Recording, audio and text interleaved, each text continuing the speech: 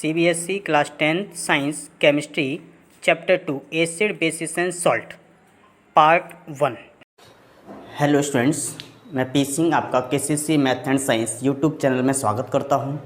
और इस वीडियो में हम डिस्कस करने वाले हैं chapter number 2 NCERT science of class 10th NCERT science of class 10th। और उस चैप्टर नंबर 2 का नाम है एसिड बेसिस एंड सॉल्ट।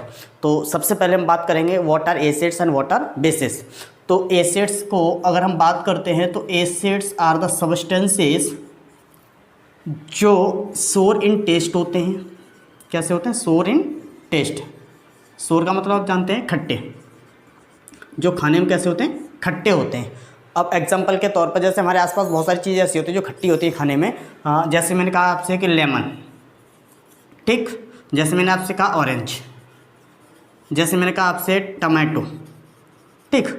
आपके पास और भी बहुत सारी चीज़ें हैं जो खट्टी होती हैं, जैसे हम खाते हैं जनरली। तो जितनी भी खट्टी चीज़ें हैं सब में कोई ना कोई एक एसिड पाया जाता है, ठीक। कोई ना कोई एक एसिड, डिपेंड करेगा कि किस सब्सटेंस के अंदर कौन सा एसिड पाया जा रहा है। तो जितने एसिड्स होते हैं सब सोर इन टेस्ट होते हैं। जनरली हमारे आसपास की चीज़ें क्या क्या हैं? लेमन, ऑरेंज, टमाटो, इन सबों में क्या होते हैं? एसिड्स पाए जाते हैं। अब बात ये आती है कि how will you identify that the substance is acid और बेस और सॉल्ट। तो जनरली हम पहले तो फॉर्मूला बेसिस उसका आइडेंटिफिकेशन जान लेते हैं कि फॉर्मूला अगर किसी का लिखा हुआ है तो वो एसिड है या बेस हम कैसे आइडेंटिफाई करेंगे। तो एसिड्स जो होते हैं वो जनरली H से स्टार्ट होते हैं। किससे स्टार्ट होते हैं? H से। मैंने कहा जनरली, सभी नहीं होते, जनरली H से स्टार्ट होते हैं। और उनके पीछे क्या क्या लगा हो सकता है? H के साथ साथ हो सकता है सल्फेट लगा हो SO4, हो सकता है सल्फाइट लगा हो SO3, हो सकता है कोई भी हेलोजन लगा हो। क्या लगाओ? हेलोजन। और हमारे पास हेलोजन कौन कौन से होते हैं? क्लोरीन, ब्रोमीन, आयोडीन और फ्लोरीन, ठीक। H के साथ अगर ये चीज़ लगी हुई हैं, या फिर नाइट्रेट लगा हो, मीन्स ऐसी बहुत सारी चीज़ें होती हैं जो हाइड्रोजन से कोई भी एलिमेंट स्टार्ट होता है और इनके पीछे सब चीज़ें लगी होती हैं। एग्जाम्पल के तौर पर जैसे H2SO4, देखो हाइड्रोजन से स्टार्ट हुआ, सल्फेट पीछे लगा हुआ है। मैंने कहा H2SO3, मैंने कहा हाइड्रोजन से स्टार्ट हुआ, सल्फेट पीछे लगा है। HCl, HBr, HIHF, देखिए सब हाइड्रोजन से स्टार्ट हो रहे हैं। पीछे क्या लगा हुआ? क्लोरीन, ब्रोमीन, आयोडीन और fluorine. Hydrogen chloride, hydrogen bromide, hydrogen iodide, hydrogen fluoride, ठीक है। मैंने कहा HNO3। ये सब ऐसे सब्सटेंसेस हैं जिन्हें हम बोलते हैं एसिड्स। क्या बोलते हैं? एसिड, ठीक है। एसिड सोर इन टेस्ट होते हैं। कुछ सब्सटेंस हमारे आसपास जिनमें एसिड्स पाए जाते हैं। फॉर्मूला हमारे पास जनरली इस तरीके से हम एसिड को रिप्रेजेंट करते हैं कि वो H से ही स्टार्ट होगा। पीछे आपके सामने क्या हो सकता है? सल्फेट, नाइट्रेट, बहुत सारी चीज़ें हो सकती हैं, कार्बोनेट वगैरह, ठीक। अब हम बात करते हैं बेसिस की। किसकी? बेसिस की। तो बेस जनरली हमारे जो स्टार्ट होते हैं वो मेटल से स्टार्ट होंगे। किससे स्टार्ट होंगे? मेटल से, ठीक। किससे स्टार्ट होंगे? मेटल से। और मेटल के पीछे लगा होगा OH, ठीक है। क्या लगा होगा? मेटल के पीछे OH। एग्जाम्पल के तौर पर कुछ मेटल्स हम ले लेते हैं, ठीक। सब इधर जैसे कि सोडियम Na, तो ये क्या होगा कि NaOH, ये एक बेस है, ठीक है। मैंने कहा आपसे कि CaOH का होल ट्वाइस, ये एक बेस है, क्योंकि कैल्शियम एक मेटल है, OH मैंने पीछे लगा दिया था।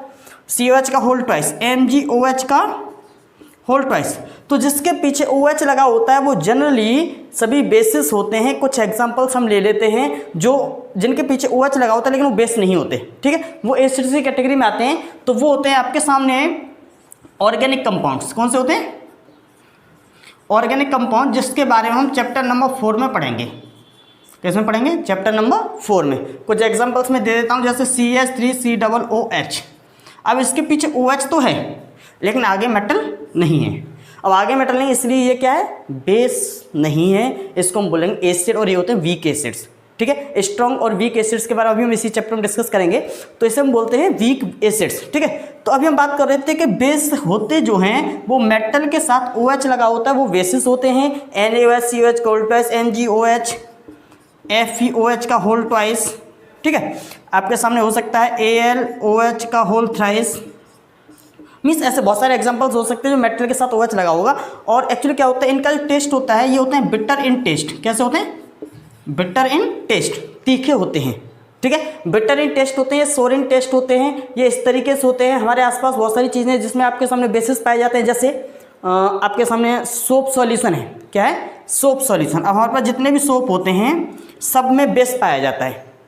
बस समझ में आ गई। तो ऐसे बहुत सारे एग्जांपल्स हैं जिसमें बेस पाया जाता है। अब हम बात करते हैं तीसरा, हमारे पास जो सब्सटेंस था सॉल्ट। एसिड में समझ में आ गए।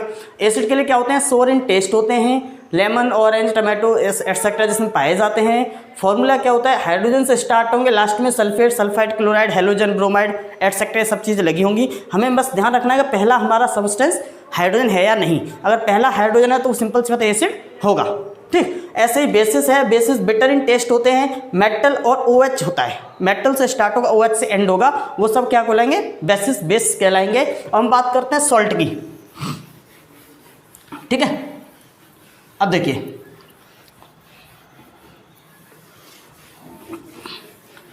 अब जो सॉल्ट होगा वो मेटल से स्टार्ट होगा, और जो चीज़ें एसिड के पीछे लग रही थी वो सब चीज़ें यहाँ पर मेटल के पीछे लगी होंगी, जैसे SO3, SO4, PO4, PO3, halogen. मैंने बताया ना, जो एसिड के पीछे लग रही थी वो सब चीज़ें इसके पीछे लगी होंगी। ऐसे कोई सब्सटेंस होंगे जो मेटल के पीछे लगे होंगे। अगर ऐसे सब्सटेंस आपके पास हैं तो समझ लीजिए कि वो सब क्या है, सॉल्ट हैं। एग्जांपल्स में ले लेता हूँ। सपोज दैट कोई एक मेटल ले लेते हैं, एक मेटल में ले लिया सपोज दैट सोडियम, और सोडियम के साथ इन सबका कंपेरिजन देखते हैं। एक मेरे पास बनेगा Na2SO3, ठीक, मेटल और सल्फेट। ये बनेगा Na2SO4, वो बनेगा मेरे पास Na3PO4, वो बनेगा मेरे पास Na3PO3, एक बनेगा मेरे पास NaCl, NaBr, NaI और NaF। क्योंकि ये सब हेलोजन हैं तो मैं सारे हेलोजन्स को एक कैटेगरी में लिख दिया। हेलोजन कौन कौन से होते हैं, क्लोरीन, ब्रोमीन, आयोडीन और फ्लोरीन। ठीक, चारों हेलोजन मैंने एक कैटेगरी में लिख दिए। अब एक आपके पास आ जाएगा NaNO3, ठीक, और Na2CO3। अच्छा, एक चीज़ और, कहीं पर मैंने 2 लगाया, कहीं 3 लगाया, कहीं 3 लगाया, कहीं सिंगल लगाया, कहीं 2 लगाया, ये आप कैसे जज करोगे। तो इसके लिए क्या होता है, शायद हमने क्लास 9th आपको याद हो, वहाँ पर बैलेंसी बेसिस होते हैं। ठीक है, तो यहाँ पर सल्फेट इसकी जो बैलेंसी होती है वो -2 होती है और सोडियम की होती है +1। अब इसको बैलेंस करने के लिए मैं 2 सोडियम लगा दिए। बस समझ में आ गई। ऐसे मैंने यहाँ पर सल्फेट में 2 होती है माइनस की, इसके लिए इसको बैलेंस करने के लिए 2 सोडियम लगा दिए। इसकी होती है -3, इसके लिए बैलेंस करने के लिए 3 लगा दिए। यहाँ पर कार्बोनेट की होती है 2 तो मैंने 2 लगा दिए, नाइट्रोजन की होती है 1 तो मैंने इसको सिंगल ही रहने दिया। बस समझ में आई। तो मैं एक्चुअली क्या है कि उनकी बैलेंसी के बेसिस से हम इन कंपाउंड्स को फॉर्म करते हैं। मैं जिसका अगर कोई कंपाउंड आपके सामने लिखा आ जाए तो हम कैसे जज करेंगे एसिड है, बेसिस है, सॉल्ट है। और ऐसे ही बहुत सारे कंपाउंड्स आपको इस चैप्टर में देखने को मिलेंगे, बहुत सारी रिएक्शंस हमें करने को मिलेंगी। लेकिन एक्चुअली क्या होता है, जब रिएक्शंस हमें मिलेंगे उसने कहा एसिड और बेस की रिएक्शन करनी है। किसकी रिएक्शन करनी है, एसिड और बेस की। हमें ये नहीं पता कि एसिड क्या है, कौन से सब्सटेंस को हम एसिड लिख दें, कौन से सब्सटेंस को हम बेस लिख दें। ठीक है, और जब हमें एसिड और बेस के बारे में जानकारी नहीं होगी, एसिड और बेसिस का हम फॉर्मूला भी ना बनाएंगे, तो सिंपल सी बात है रिएक्शन प्रोसीड कैसे करेंगे। तो मैंने आपको कुछ जनरल ट्रिक्स बता दी कि एसिड स्टार्ट होते हैं H से, बेस स्टार्ट होते हैं आपके मेटल से और OH से एंड होते हैं, सॉल्ट स्टार्ट होते हैं आपके मेटल से और लास्ट में आपके सामने जो एसिड के पीछे चीज़ें थी वो यहाँ पर लगी होती हैं। बहुत सारी चीज़ें होती है, इसको मैंने डिनोट नहीं किया है। समझ में आ गया एसिड बेसिस सॉल्ट। अब बैलेंसी तो हम बाद में बैलेंस कर ही लेंगे और फॉर्मूला भी आपका सही हो जाएगा। ठीक है, ये थे मेरे पास एसिड बेसिस सॉल्ट की थोड़ी सी जानकारी। हाँ, मैंने सॉल्ट का टेस्ट नहीं बताया। सॉल्ट जो होते हैं, जैसे उसका नमक दिया है तो उसका टेस्ट भी नमकीन ही होगा। कैसे होगा, सॉल्टी। ठीक है, या तो टेस्टलेस होगा या सॉल्टी होगा, मीन्स इसका कोई पर्टिकुलर टेस्ट नहीं है, लेकिन मैक्सिमम कंपाउंड्स आपके नमकीन पाए जाते हैं। ठीक है, इस तरीके से ये जो हमारा था इंट्रोडक्शन। अब यहाँ पर क्या है कि एसिड बेसिस सॉल्ट के बारे में पूरे चैप्टर में दिया गया है, जिसके बारे में हम पार्ट बाई पार्ट पढ़ेंगे और पार्ट बाई पार्ट हमको वो सारी चीज़ें मिलती चली जाएंगी। ठीक है, तो ये था एसिड बेसिस सॉल्ट, जिसके बारे में अभी हम डिटेल में पढ़ेंगे पार्ट नंबर 1, 2, 3 और एटसेट्रा जितने भी पार्ट्स हमारे चलेंगे।